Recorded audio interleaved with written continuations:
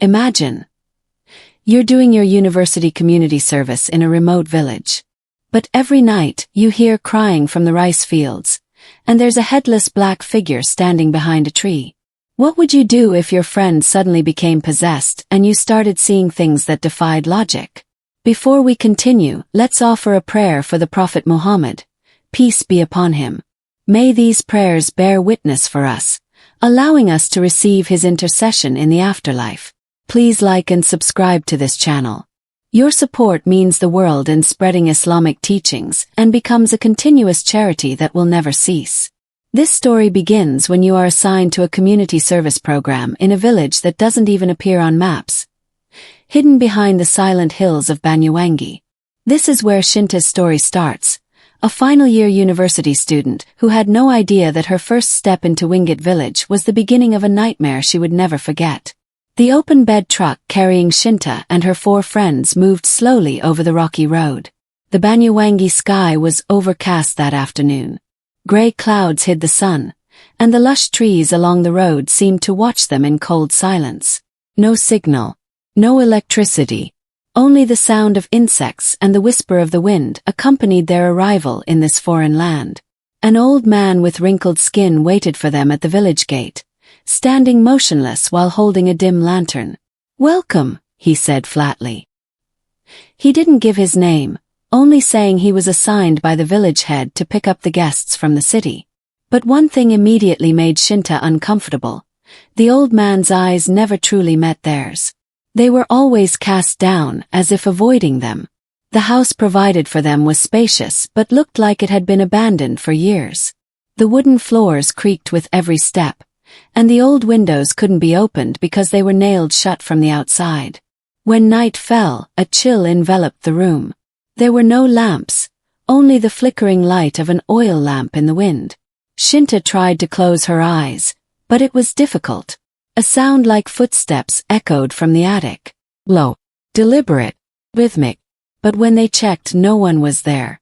That first night, Shinta began to feel that Wingate village held something that couldn't be explained by logic. It wasn't just quiet. It felt watched. And when a rooster crowed long before dawn, Shinta realized that the nights in this village were not like other nights. Morning in Wingate village felt different. The sun did rise, but its rays seemed reluctant to pierce the fog that shrouded the area. The damp air and the smell of wet earth stung the lungs. Shinta woke up earlier than the others, only to find something strange in front of their house. There were muddy footprints like those of bare feet, leading from the middle of the rice field to their door. But strangely, the tracks only went one way. There were no footprints leading back. She tried to wake Dita, her roommate, but Dita was still fast asleep. Shinta then stood at the door, gazing toward the rice fields. In the distance she saw something. It looked like someone standing on a paddy dike. Tall, thin, but still. Too still. When she blinked, the figure vanished. She dismissed it as a hallucination from an empty stomach. That afternoon, they began to meet the villagers. The village seemed trapped in time. Houses with woven bamboo walls, muddy dirt roads, and villagers who spoke softly, as if always holding something back. An old woman gave them food, whispering quietly to Shinta, "At night, don't leave the house.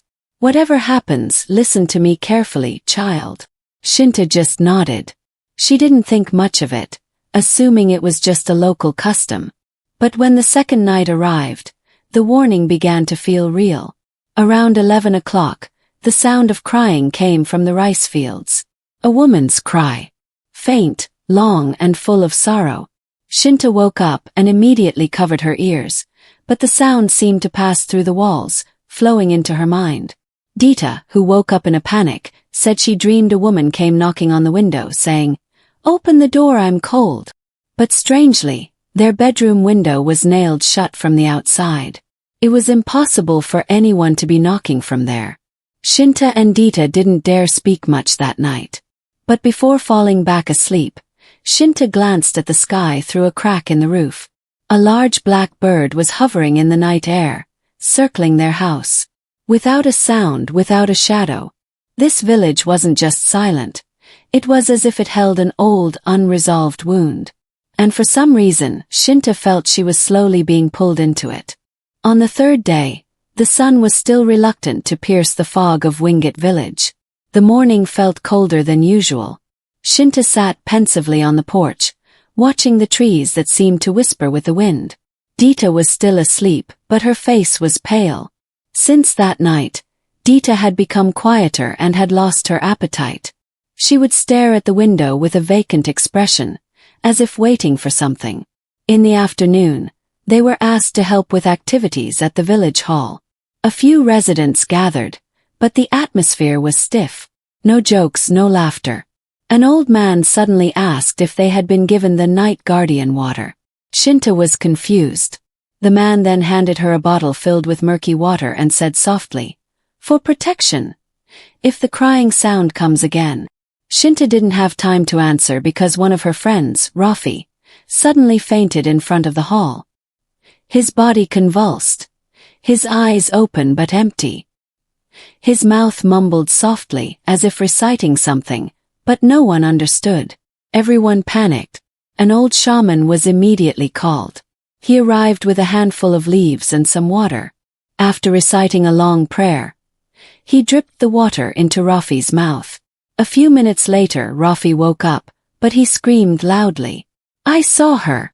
I saw her face. She's angry," he cried hysterically. His body shivered, and he refused to go back to the house. Rafi demanded to be sent home that very day, but there was no transportation. The village roads were too muddy for a car to get through for at least 2 more days. Night fell, and the fear became more real. Dita started talking to herself. She sat in a corner of the room, staring at the ceiling and mumbling softly. When Shinta tried to touch her, Dita hissed like a snake. Her voice turned deep, and her eyes were vacant. "She wants a soul. She's not satisfied yet." Shinta hugged Dita's body, crying.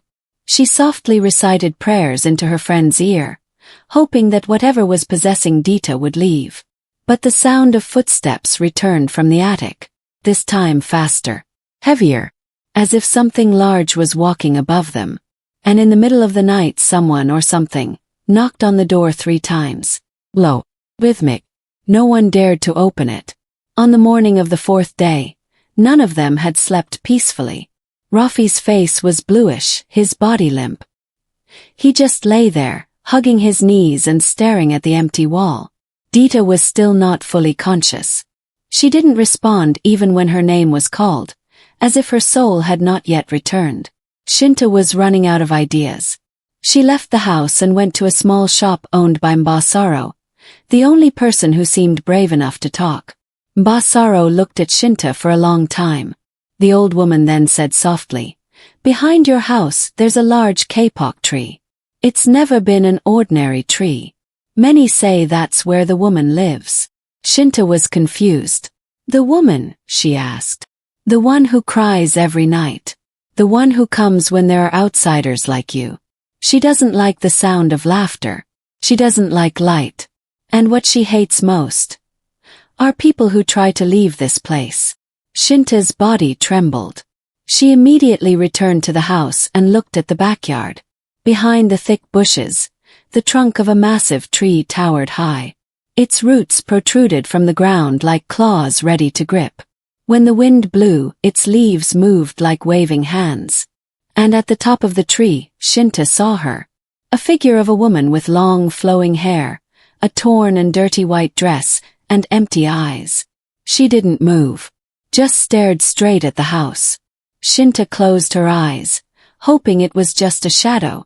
But when she opened them again, the figure was still there. And now her head was tilted slightly, as if smiling.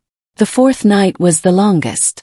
Rafi kept talking in his sleep, and Dita giggled to herself in the corner. And at exactly 2 in the morning, a sound like nails scratching the wooden wall began. Low. A soft scrape, then growing louder, as if trying to tear through the planks.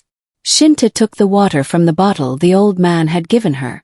She sprinkled it in every corner of the house, reciting prayers while holding back tears.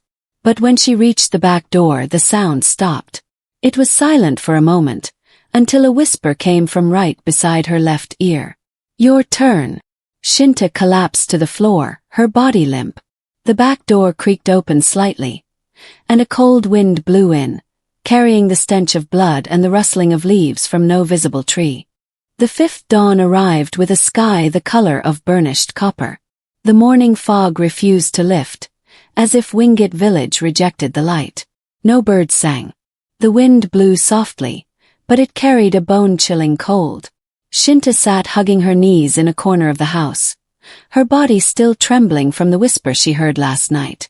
She felt lightheaded, but her mind was under immense pressure. That voice.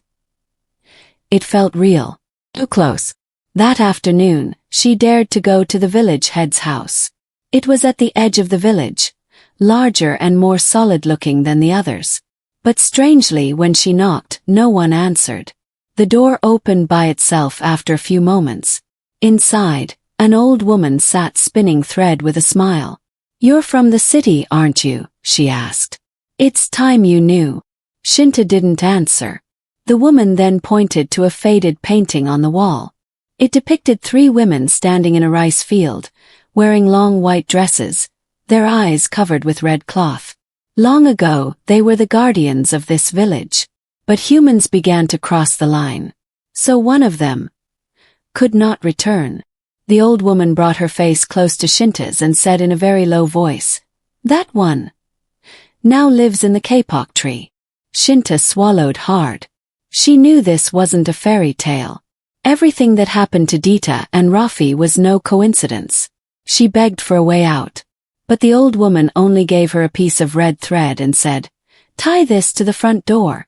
If she comes again, this will hold her for a moment." But only for a moment. That evening, Shinta returned to the house.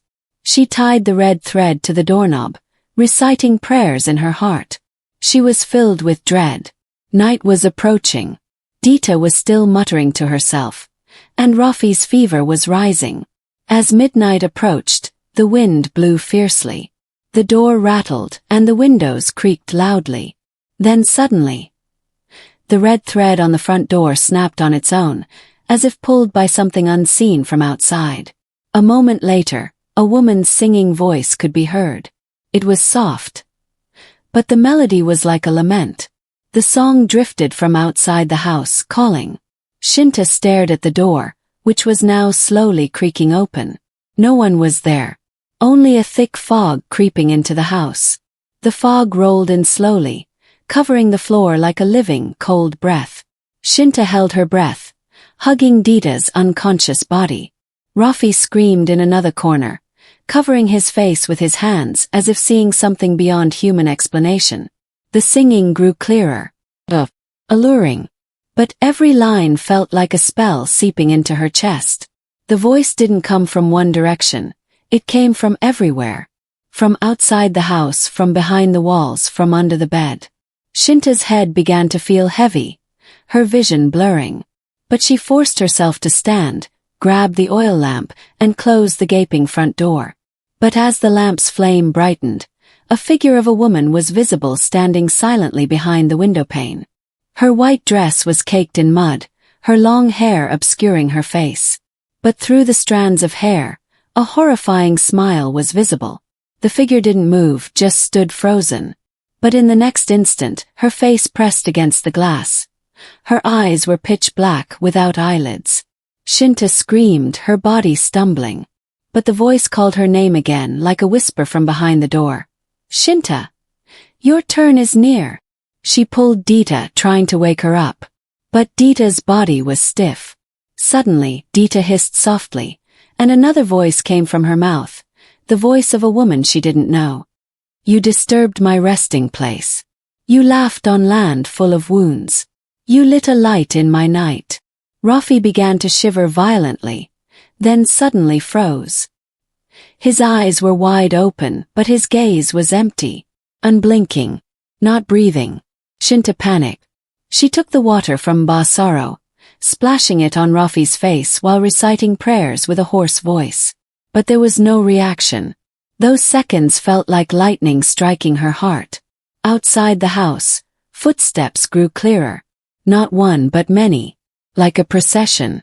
Shinta peeked through a ventilation slit. What she saw nearly stopped her heart.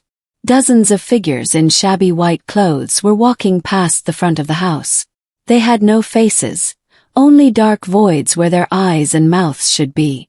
In the middle of the procession, the woman from the kapok tree floated slowly, her eyes now staring directly at the house. And as the fog filled the entire room, all sounds suddenly vanished. Silence. Emptiness. But one voice whispered clearly in Shinta's ear. You are the last one. Morning came but brought no relief. The fog had not lifted. The cold air still bit, and the smell of wet earth mixed with a foul stench clung to the walls. Shinta sat silently in a corner, the oil lamp having gone out hours ago. Beside her, Dita lay weak, now only able to whisper faintly with a vacant stare. Rafi's body had been laid in the back room, covered with a simple cloth. He hadn't moved since last night. Shinta knew she couldn't survive another night in this village. She had to get out, whatever the risk. She packed a bag, taking only clothes, the blessed water, and a white cloth Mbasaro had slipped her yesterday evening. On the cloth was a written charm she didn't understand, but it felt warm to the touch. She lifted Dita gently, carrying her as best she could, and started down the path towards the hill at the edge of the village. The path was said to lead to the main road, but there was no guarantee. Their steps were heavy. Every tree they passed seemed to watch them. The wind wasn't blowing, yet the leaves rustled on their own. In the distance, the faint sound of gamelan music could be heard, as if played from deep within the earth. Shinta bit her lip. She knew. The woman hadn't left. She was watching. Suddenly Dita started to cry. Her hand pointed towards a large tree by the road. The kapok tree again. But now its trunk seemed to move on its own. From between the roots, small hands emerged, writhing upwards as if trying to grab them. And at the top of the tree, the woman in the white dress stood with her head hung low, her hair trailing to the ground. She slowly raised her hand, pointing at Shinta. Without a second thought, Shinta recited prayers as much as she could. Her voice was hoarse, tears streaming down her face. She kept walking, though her legs felt heavy as if being dragged. But amidst her silent screams, a sliver of light pierced the fog. The sound of a car horn was faint in the distance. From behind the fog, an old black truck belonging to village volunteers appeared, stopped on the rocky road. A man waved his hand. Quick! Get in! He shouted. Shinta ran, dragging the nearly unconscious Dita. As they neared the truck, the singing voice returned. This time it was very close, as if sung right behind her ear. But Shinta didn't look back. She knew. If she looked back she would never get out. The car door was slammed shut. The truck sped off, cutting through the muddy road. In the rear window, Shinta caught a glimpse. The woman was standing in the middle of the road, silent. Then she slowly vanished into the fog. Wingate village disappeared behind the shadow of the hill, as if swallowing the entire nightmare into the dark belly of its earth. The truck continued down the steep path, its wheels screeching against the mud and sharp rocks. Inside, Shinta held Dita's hand tightly. Her friend's body was still limp, but at least her breathing was becoming regular. Shinta herself couldn't quite believe they had managed to escape Wingate village. The outside world felt different, bright, warm and alive. Upon arriving at the main community service post in the small town of Banyuwangi, they were immediately taken to the nearest clinic. The medical staff was perplexed by Dita's and Rafi's conditions. No injuries, no impact, but both seemed empty. Shinta didn't say much. She just shook her head whenever someone asked, because everything she had experienced was impossible to explain with logic. A few days later, Rafi regained consciousness, but his memory was hazy. He only remembered the sound of crying and a woman who stared at him in every dream. Dita slowly recovered but remained withdrawn and silent, as if a part of her soul had been left behind. And Shinta? She could never sleep in the dark again. In her dorm room, she always kept a small light on and placed the white cloth from Basaro under her pillow. As days passed, Shinta tried to return to normal. She completed her service report vaguely, not telling her supervising professor much. Only she knew the true horror that had occurred in the place called Wingate Village. The village seemed to have never existed. It wasn't found in campus documents, nor was it mentioned in subsequent service program data. It was as if everything was forgotten, or intentionally erased. One night, as she sat alone in her room, she heard a faint whisper from outside the window. "Shinta." She stood up, slowly opening the curtain. No one was there. But in the silent night air, the smell of wet earth returned. Weeks after the incident, Shinta's life seemed to go back to normal, at least to others.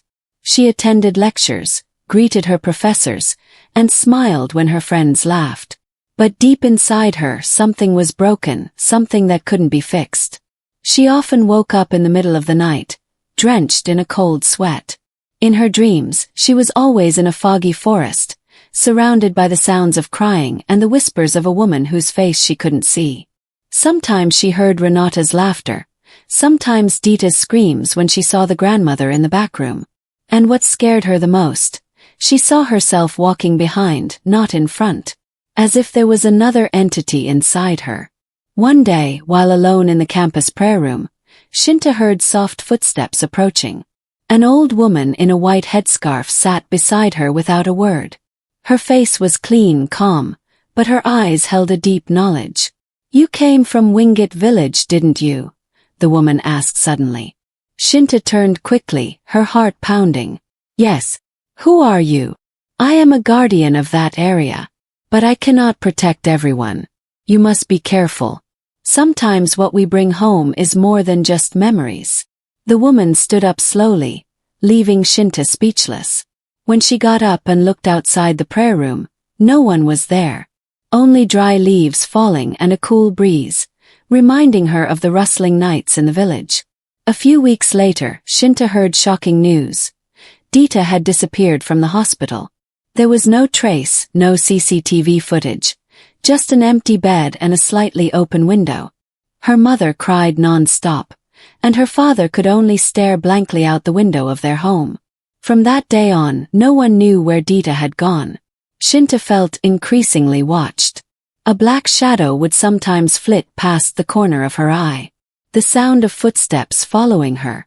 Sometimes she even heard Renata's voice calling from her dorm bathroom. She tried to endure by increasing her prayers, night vigils, and reading the Quran. But still, the mark of that village could not be completely erased.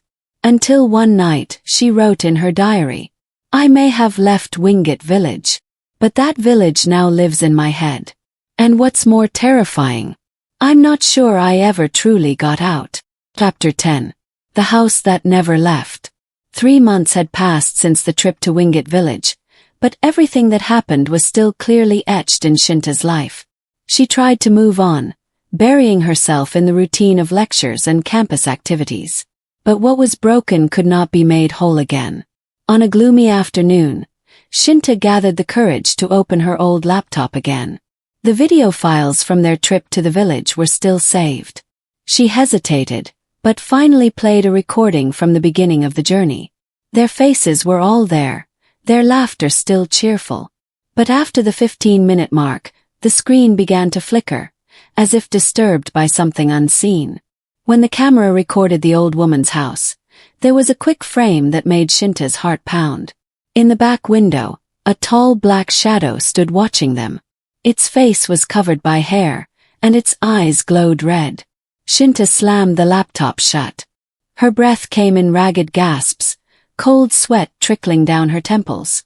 She stood up and performed ablution, trying to calm herself. But when she returned to her room, something had changed. All the photos on her wall now had another shadow in them. Behind every person stood the same tall black figure with red eyes. She touched one of the photos, and the paper slowly began to burn from the edges. Shinta backed away in fear and immediately fled her room. She reported the incident to the dorm owner, but when they entered together, nothing was amiss. The photos were back to normal. No shadows, no burn marks. Everything looked normal, too normal. A few days later, Shinta received a letter with no return address. Inside was just one photo, a picture of the old house in Wingate village. But this time the house wasn't empty. A young woman was standing in front of it, wearing the same clothes Renata had last worn.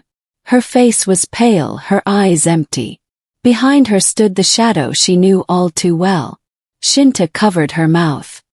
Her hands trembled as she read the small print at the bottom of the photo. "We are still here. And we are waiting for you to come home." From that day on, Shinta never slept soundly again. Every night, she heard a soft knocking on her window. Every time she opened the curtains, no one was there. But she knew they didn't come to be seen. They came to remind her that the house, though left behind, would never truly leave her life. That night, the rain fell silently. No thunder, just a fine drizzle dampening the roof tiles of the dorm. Shinta sat on the edge of her bed, staring at the closed door. She no longer turned on the lights when she slept. In the darkness she felt safer. The light only made the figures appear more clearly. In the corner of the room, there was a long scratch on the wall. At first, she thought it was from a nail or the bed frame.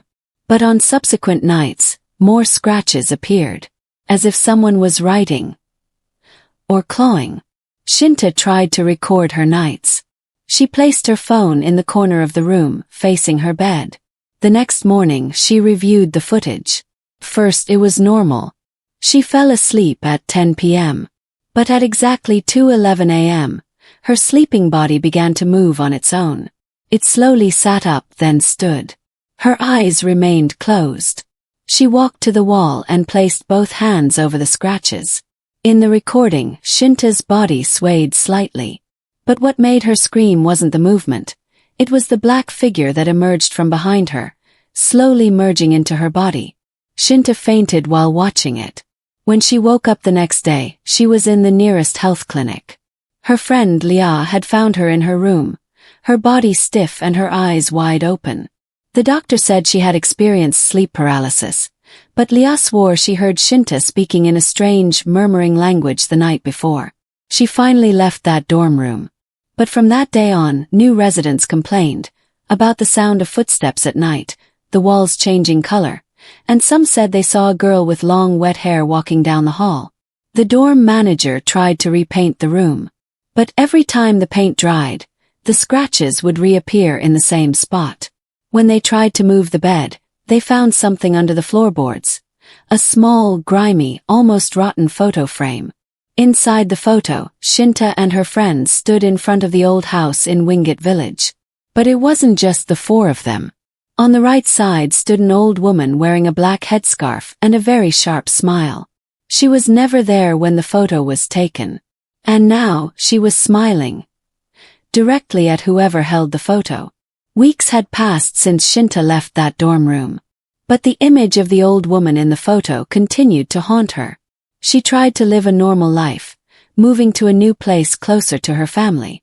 But on certain nights, she always felt someone standing behind her bedroom curtain. Motionless, just waiting. Shinta began to investigate Wingate village more deeply. She contacted Pak Damar, an old caretaker she had briefly met there. The man was initially reluctant to talk. But after Shinta mentioned the photo and the scratches on the wall, his tone became serious. "You woke her up," Pak Damar muttered. "Who, sir?"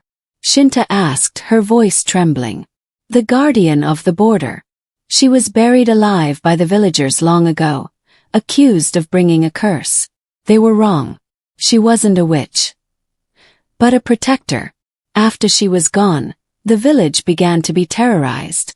So the elders buried her body under the great tree, set up a spiritual fence, and forbade anyone from touching it." Shinta fell silent. "But we didn't touch anything."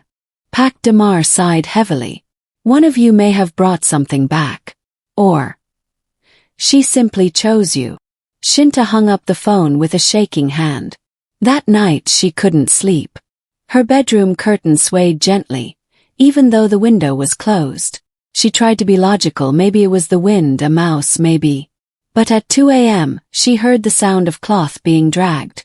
She slowly turned her head toward the curtain. There was a shadow of feet underneath it. Firm. In a choked voice she asked, "Who's there?" No answer. The curtain moved slowly. The air turned ice-cold. From the opening a faint smile appeared. The same smile from the photo. The woman's eyes stared directly into her soul. Not angry, not sad, just waiting. Waiting for the door to be opened. Or for her soul to surrender. Shinta screamed and ran out of the house. But when people came, they found her fainted on the porch. On the exterior wall of her house was the small handprint of a child. Blackened. Stuck high up. As if just left by a creature that should not walk this earth. And on her bedroom curtain, the smile was still faintly visible. As if it wasn't finished. The story of Shinta and her 3 friends is a warning that not all places can be explored carelessly. And not everything that seems beautiful can be touched without permission. In the world we walk upon, there is another hidden dimension, a world unseen by the naked eye, yet its existence is real. The world of old guardians, bound spirits, and unresolved energies. In the Quran, Allah has warned mankind not to walk the earth with arrogance and not to trifle with matters beyond the limits of reason. In Surah Al-Araf, verse 179, Allah says, "And we have certainly created for hell many of the jinn and mankind. They have hearts with which they do not understand, they have eyes with which they do not see, and they have ears with which they do not hear. Those are like livestock, rather they are more astray. It is they who are the heedless." This story serves as a reminder that humans should not carelessly step into foreign places just for content or curiosity. Not all mysteries need to be uncovered. Not all secrets must be revealed. Because when we disturb something that has been locked away by time and the prayers of those who came before, we too can become part of the inherited curse. And most importantly, cherish the relationship with your parents, especially your mother. For her prayers can be the final shield against all dangers, even those unseen by the eye. If you love your mother, click like and subscribe to this channel.